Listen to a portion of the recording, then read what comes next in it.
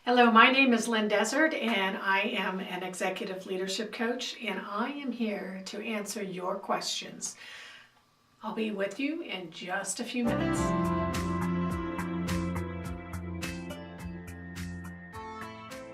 Hello, I wanted to address a couple of questions that had come up during the comments of probably one of my most watched videos, which is really how to identify the signs of a toxic work environment. And I thought this might be a great opportunity just to talk to you in person and just kind of, maybe give you a couple of tips, a couple of pointers, because it seems that some of you might be experiencing the same kind of thing. So the first one that I want to talk about is, this is from Ngok, Ngocvung. And he says, if you are in a toxic work environment and has been bullied and mistreated, are you still giving them 2 weeks notice when you quit?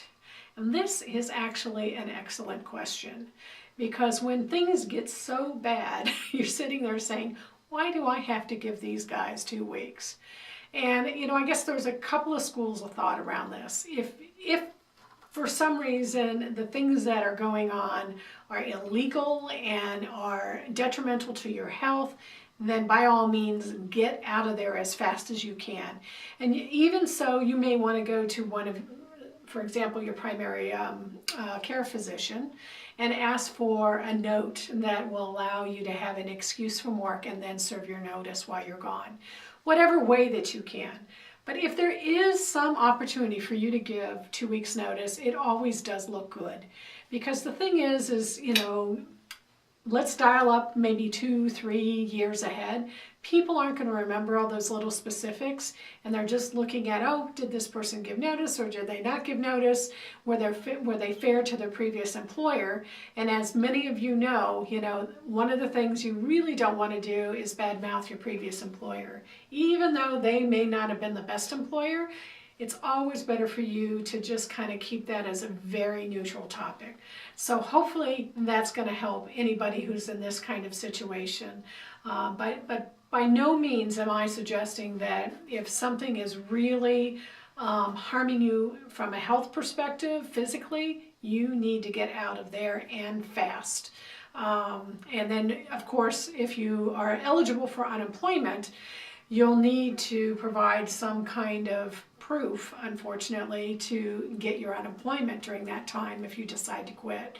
And a lot of states, they're going to recognize this, but you really do have to have some level of proof. That's one of the reasons why I suggest going to your primary care physician and getting some type of documentation that way. That should cover you, I would think, probably in most states. So another one here is the question from Tiny Girl, and Tiny Girl asks this question: what do you do when you're being harassed at work? Can you sue? Now, this is another one of those questions where people want to jump to suing, and I'm not saying that you don't have a right to sue. Anybody has a right to sue. The question really comes down to whether or not an attorney is going to take your suit on, because you can't just go really sue them by yourself. And so again, the attorney is going to look for proof. So if you have maybe kept a diary and you've got very specific examples of incidences and you have a lot of detail, and especially if you have people who will corroborate what it is that you have experienced or what you're saying, that's going to go a long way. Here will come the challenge for you, is if those employees are still working for that employer, the likelihood of them stepping up and being a witness for you is very slim. Why? Because they're in fear of their own job. And I know that doesn't sound like it's fair, but unfortunately that's just the way it kind of works. So unless you have some hard evidence, then you're probably not going to be able to sue, or if you do sue, you're going to end up paying that attorney to go after the case, and it may cost you a lot of money, and you may or may not get the result that you want. This is a situation where oftentimes I ask the question to people, is it really worth it? Is it better just to kind of move on and move to the next the next place to work?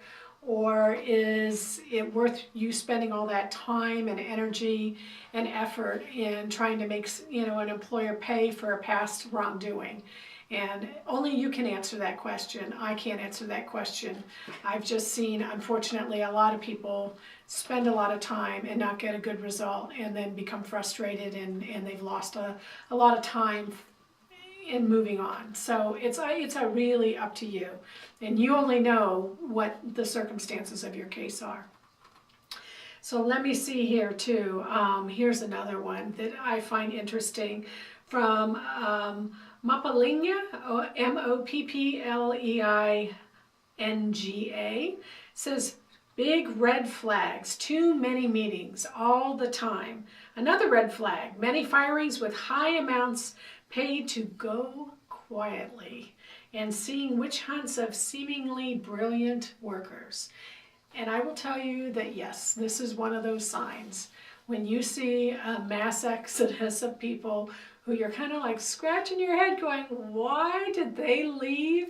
And granted, we don't know all the circumstances around why they left. Possibly there was a good reason, but also possibly maybe there wasn't. And you know, maybe it really was about the management feeling out of control, not feeling like that they could manage people properly, or that they, you know, who knows what it is. But certainly a sign, and when they start to pay the money out, that's another one of those signs. Now, I will say that if a company is going through a major downsizing, there are times when people are paid to go quietly, and when we say quietly, it's because they really don't want to entertain suits, that there may be a lot of individuals in the affected classes that are going to be let go through no fault of their own. And so those could be individuals who are over 50, individual women, minorities, those types of individuals. And so that is another situation where there are payments sometimes made. And that doesn't necessarily mean it's a toxic work environment. It just means that they're really trying to mitigate the risk. Okay, here's another one from Miss No Name 2013. My boss wanted people to bow down to her daughter, who barked orders at people, called people stupid, cursed like a sailor, and physically attacked someone. She was charged with battery, and yet she still holds her key job. And is a unit manager. I can't believe how unprofessional both my boss, as Dawn, and her daughter was. They roamed the nursing home like they owned it. Well, you know what? They probably did. They might have owned it. I hate to say it. But here again, you know, when we have, and this is, you know, a phrase that's been used in the past, when family members are working in a work group, and let's say it's not family owned, okay, and somebody brings somebody in, we call that kind of nepotism, and there's a reason for that, and the reason it's highlighted as nepotism is possibly something like this could happen, where somebody's going to be treated differently than the rest of the people, and the result of their positive treatment has to do with their family relationship. And so, you know, it's really difficult that if you are the father of somebody and they've done something wrong, that you're going to axe them goodbye, you know, not to say that that isn't what should happen, but unfortunately, you know, emotions get in the way, family pressures get in the way, and all of a sudden we have this imbalance in terms of how people are being treated in the workplace. So, it's really unfortunate that this is happening.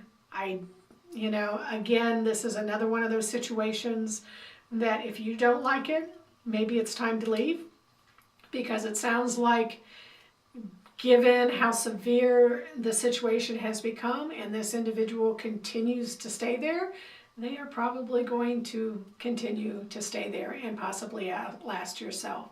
So anyway, I hope going over a couple of these comments really was beneficial to you. And if so, you know, certainly continue to leave some more. I am reading them, and I'd love to be able to answer some of these questions to you directly, and I'll look for you in the next video. Take care. Have a great day.